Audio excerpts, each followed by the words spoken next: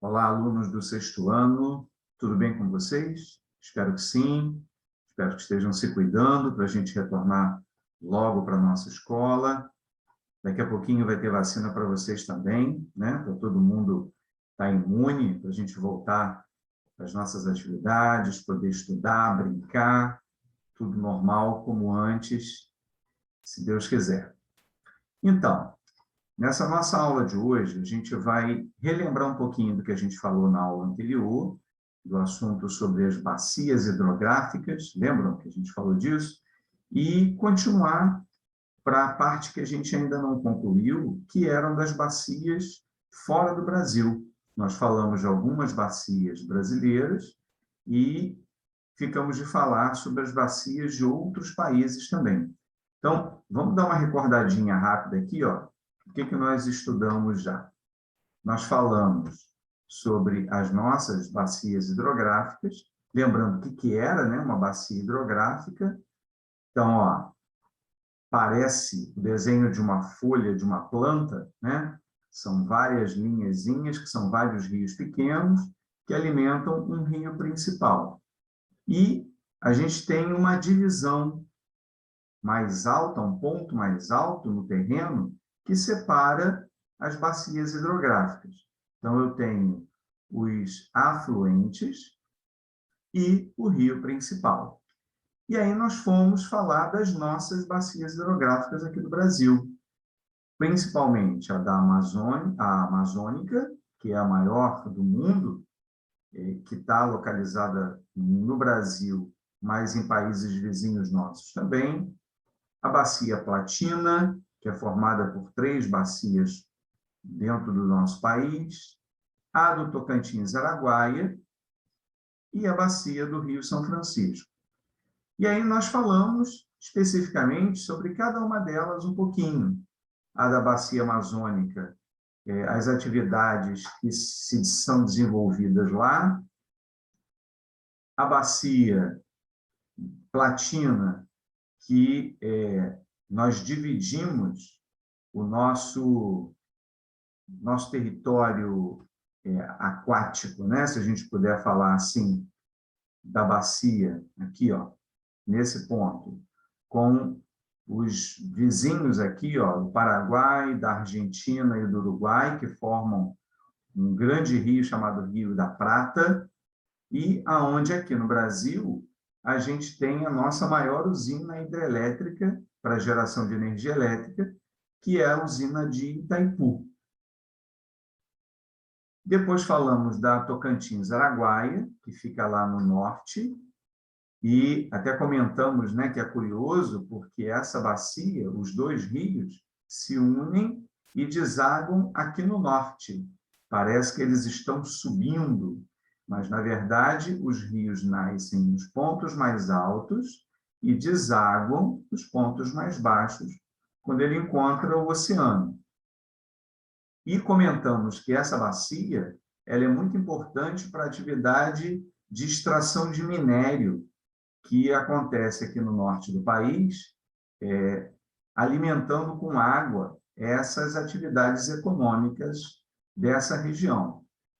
E, por fim, falamos da bacia do Velho Chico, né, que é o apelido do Rio São Francisco, que nasce aqui nas regiões mais altas do centro do país, Goiás, Minas Gerais, dos rios que saem dessa região, atravessando o Nordeste, ó, estado da Bahia, pegando águas que surgem aqui no estado de Pernambuco e vai desaguar entre o estado do Alagoas e do Sergipe. E esse rio é muito importante, principalmente para as atividades de irrigação, para plantio até de frutas no semiárido nordestino, para exportação, para vender para outros países. Esse rio, a gente comentou que ele tem não só uma importância histórica, porque foi a partir dele que os portugueses começaram a adentrar pelo território, explorar o interior do território brasileiro através do rio, mas permite uma série de atividades econômicas no Nordeste brasileiro, porque é um rio perene, ele não seca nos períodos mais secos, né, de pouca chuva. E aí, quando a gente encerrou a aula, a gente tinha comentado sobre essas bacias brasileiras e ficamos de tratar sobre as de outros países. Então, aqui, ó, a gente tem nesse mapa as grandes bacias, não são todas, mas as grandes bacias hidrográficas do mundo. Então, só para relembrar para você, ó, aqui, onde a luzinha vermelha está circulando, é o continente americano. Aqui é a localização do Brasil. Então, essa mancha aqui, ó, é a nossa bacia do Rio Amazonas, a bacia amazônica, que ocupa uma área imensa, né, tanto do Brasil quanto de outros países. A bacia do Prata, que está no sul do Brasil, mas aqui na América também tem outras bacias, né? Estados Unidos, aqui no Canadá, passando para a África, que está aqui do outro lado do Oceano Atlântico. Olha quantas bacias tem o continente africano, que às vezes é visto como uma região muito seca. Aqui na Europa, por ser um continente pequeno e os rios não são muito grandes, não tem muitas bacias, né? Um único pequeno destaque aqui. Agora, olha quantas a gente tem na Ásia, no continente asiático, né? Muitas bacias de grande porte do continente asiático. E, por fim, aqui na Oceania, onde está a Austrália, também não tem nenhuma bacia de grande porte. Então, o que a gente percebe? Que boa parte da água do mundo está concentrada no continente americano, na África e no continente asiático, o que dá a essas regiões, a esses locais, uma importância tanto econômica quanto de preservação para a manutenção dessa água, que é importante para o planeta todo. As águas que evaporam, por exemplo, da bacia do Rio Amazonas, elas são levadas pelo vento para várias partes do mundo, para aqui, para o Brasil, mas para outras regiões também. Então, são como se fossem rios aéreos, né? Então, a gente tem essa responsabilidade de preservar também o que essas bacias têm para oferecer. Mas vamos dar uma olhada, dar uma estudada em algumas dessas bacias principais. Eu vou dar uma sumidinha aqui agora para poder vocês terem uma imagem melhor. A primeira parada vai ser a bacia do rio Mississippi, que é lá nos Estados Unidos, que é formada por 3 grandes rios.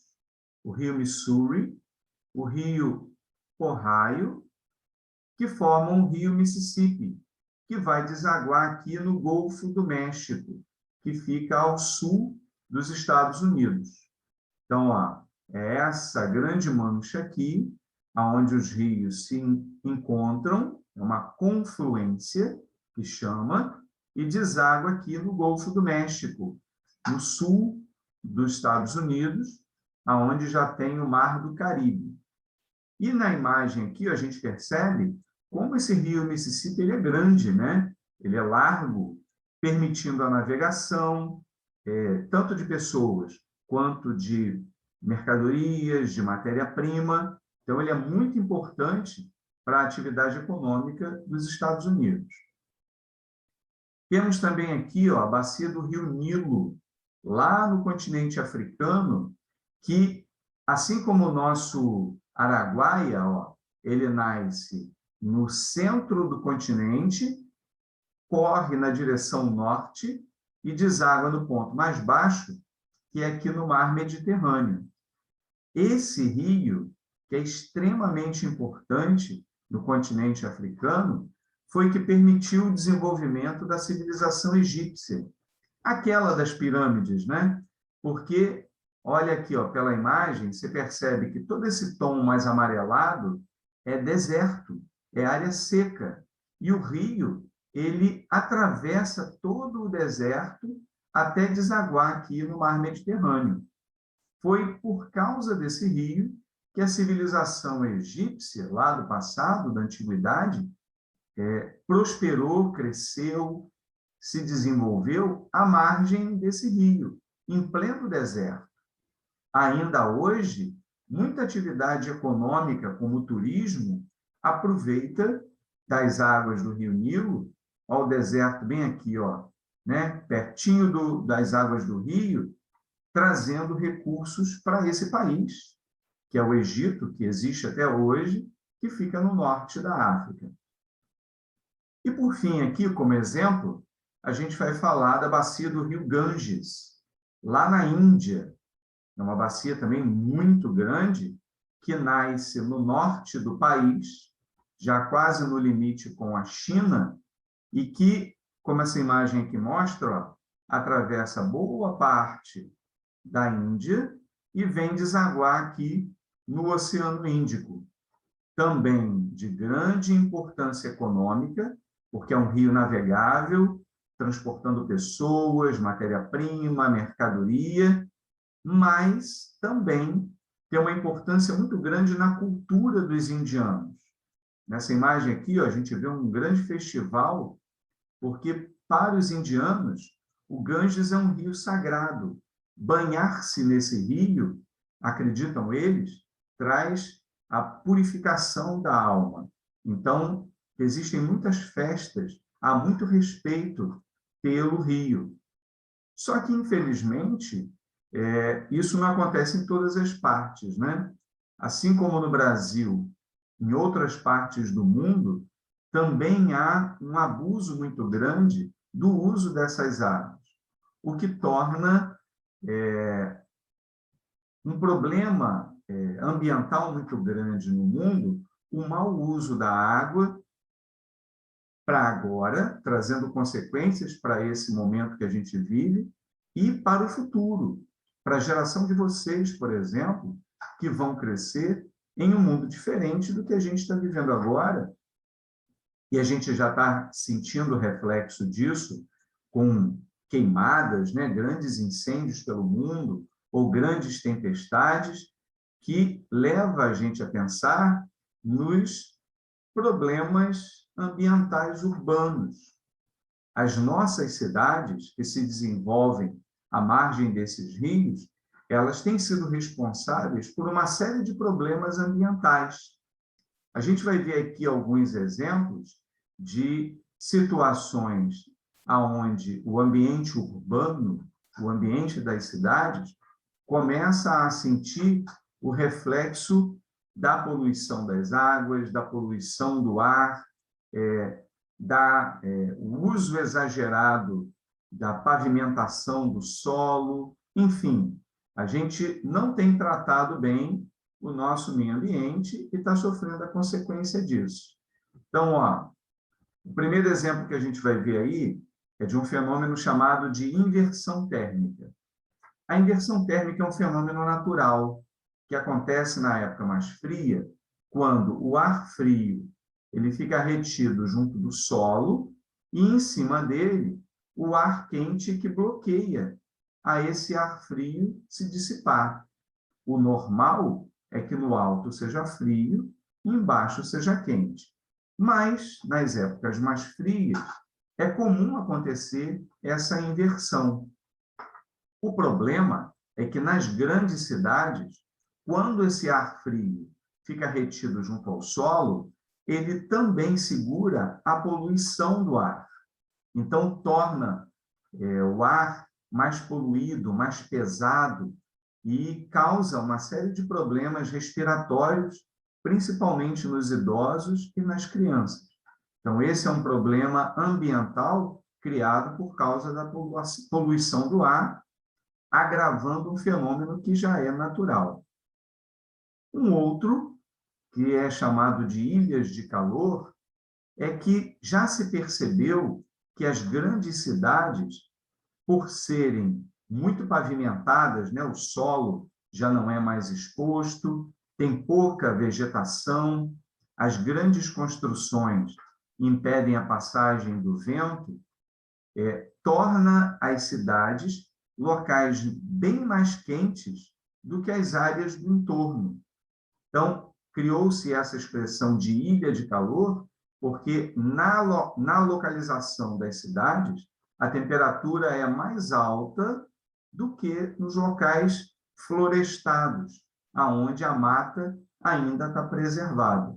E aí a gente convive com esse calor bem mais agudo, mais desconfortável, né, para o nosso dia a dia. E, por fim, aqui como exemplo, a gente está falando da chuva ácida, que é, de novo, o agravamento de um fenômeno natural. Por que é agravamento de um fenômeno natural?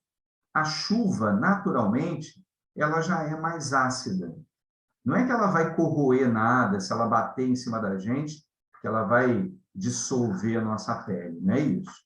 Mas a água que cai do céu, na chuva, ela é um pouco mais ácida do que a água do rio, por exemplo, que já é numa acidez mais natural, que não chega a trazer nenhum dano para nós. A da chuva também não. Só que quando a poluição, a fumaça das fábricas, caminhões, automóveis, chega na alta atmosfera, esses poluentes, que aqui aparecem na forma de algumas fórmulas químicas, que são elementos químicos, se misturam com a água, tornando a água mais ácida. E quando essa chuva cai, ela traz alguns danos, tanto para a natureza, aqui, uma floresta que foi danificada por causa da chuva ácida constante batendo ali, as árvores começaram a morrer. Alguns lagos também são atingidos, e aí há uma mortandade de peixes, né, da sua fauna local, por causa da acidez da água, e as próprias construções. Aqui é a imagem de uma estátua que está toda corroída por causa da constância da chuva batendo ali, naquelas construções e monumentos, e vai deteriorando, causando um dissolvimento, pouco a pouco, desse material rochoso. Então, esses são alguns exemplos de problemas ambientais causados pelo mau uso da natureza, né? Então, assim, é muito importante que a gente perceba como a gente tem essa responsabilidade de aproveitar bem os recursos que a natureza oferece, não só os da água, mas do solo e do ar, e está nas nossas mãos a preservação desse meio ambiente para uma vida com maior qualidade, tanto agora quanto para o nosso futuro. Ok? Esse é o nosso recado de hoje, galerinha. Cuidem-se, fiquem bem e até o nosso próximo vídeo encontro. Tchau, tchau.